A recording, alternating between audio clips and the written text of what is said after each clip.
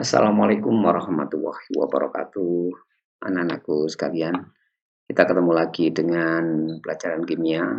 Tentunya masih bab 1, tapi materi yang berbeda. Kemarin kita sudah bahas mengenai hakikat dan peran ilmu kimia dalam kehidupan sehari-hari gitu. Metode ilmiah. Hari ini kita akan belajar mengenai keselamatan kerja di laboratorium, anak-anakku. Nah, di laboratorium itu perlu kita pelajari tentang keselamatannya. Karena apa? Di laboratorium itu banyak sekali zat-zat yang mungkin kita masih awam.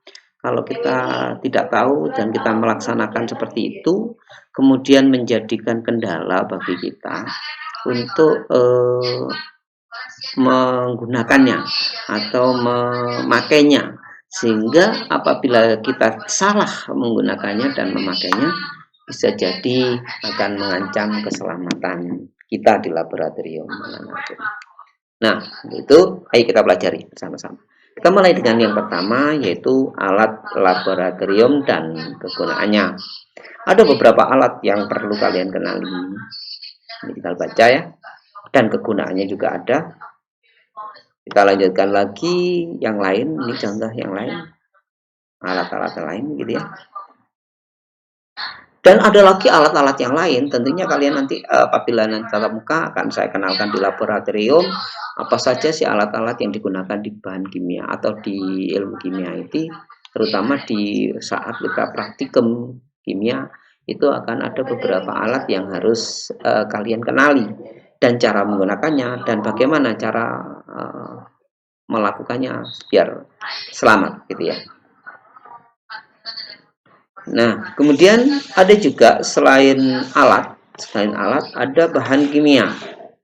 Bahan kimia ini mesti ada lambang-lambang seperti ini. Mungkin di botol-botol kalian bisa mengenalinya. Kalau gambar seperti ini berarti apa artinya? Oh, toksin, beracun gitu ya. Apa saja contohnya ini. Ini jangan, kalau seperti ini sudah jangan dicicipi dah. Merkuri, oh tak cicipi, oh jangan, enggak usah itu. Gas klorin, jangan dihirup-hirup, apalagi sianida, oh ini ya lebih membunuh lagi nih, banyak sekali orang yang jadi korban sianida ini. Kemudian yang lain yaitu mudah meledak itu kayak mercon, eksplosif. Nah, nyimpannya harus di tempat-tempat yang aman ya. Kalian harus tahu kalau ada zat yang banyak gambarnya kayak gini ini mudah meledak. Kalau gambarnya kayak gini terbakar. Kalau gini radioaktif. Radioaktif itu artinya seperti bom nuklir itu sudah contohnya. Jadi kalau sudah bentuknya kayak gini nih jangan dekat-dekat kan.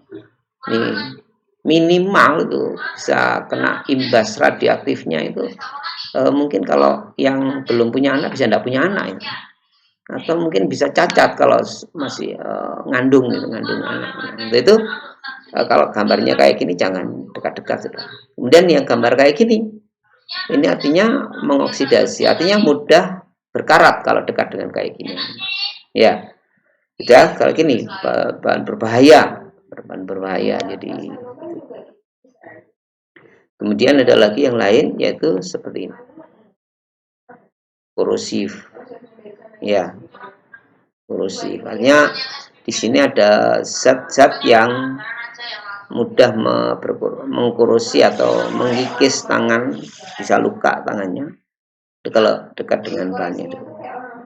Begitu gini juga menyebabkan iritasi. Artinya gampang kalau megang zat yang kayak gini, simbolnya gatal ya. Nih, kemudian yang lain yaitu ada simbol seperti ini, membahayakan lingkungan.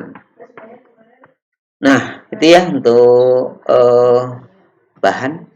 Kemudian di samping alat dan bahan, tentunya di laboratorium nanti ada sampah atau limbah laboratorium.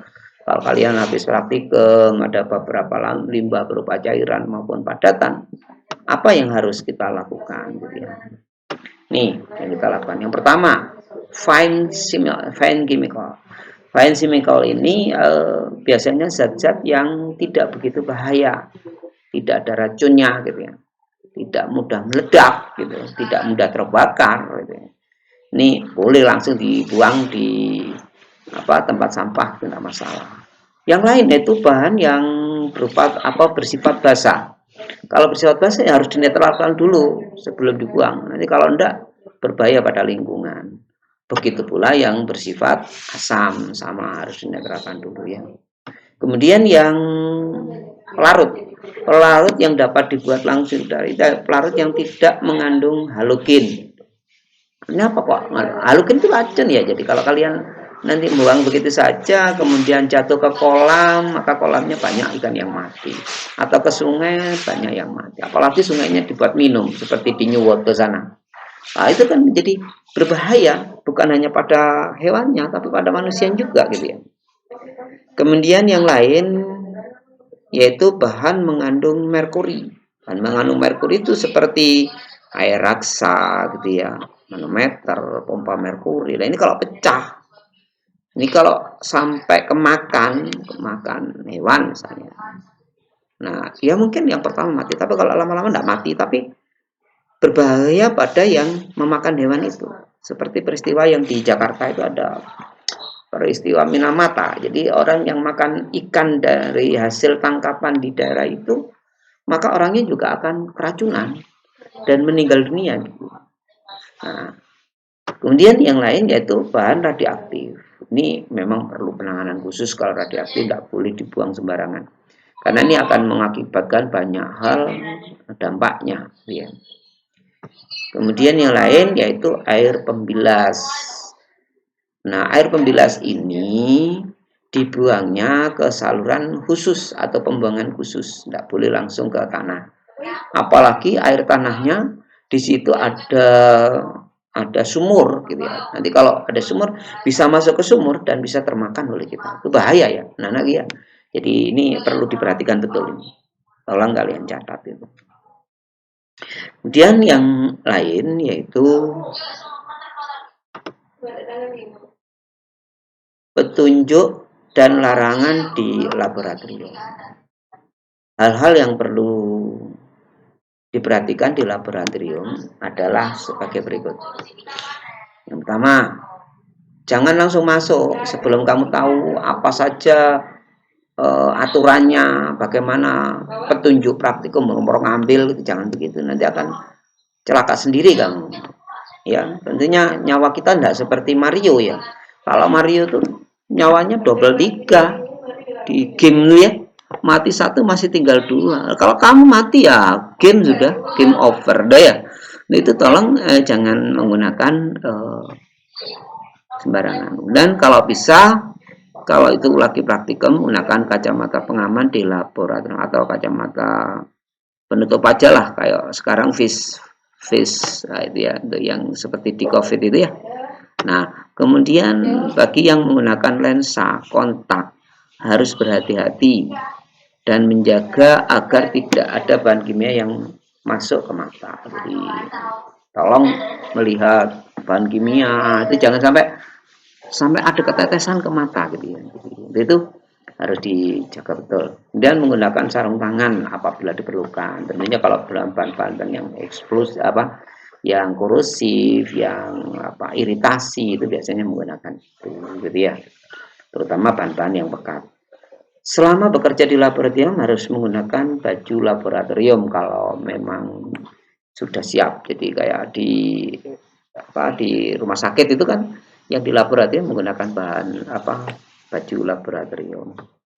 Kemudian bagi wanita yang berambut panjang, tolong rambutnya dikat.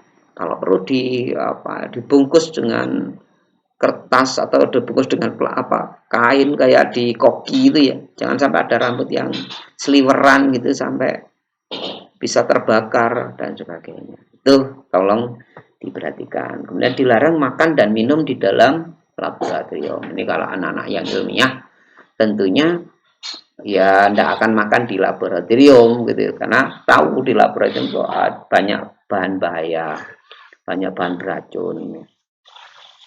Kemudian yang lain menjaga kebersihan di meja praktikum ini. Tolong, ini sering kali nih anak-anak habis praktikum langsung ditinggal gitu.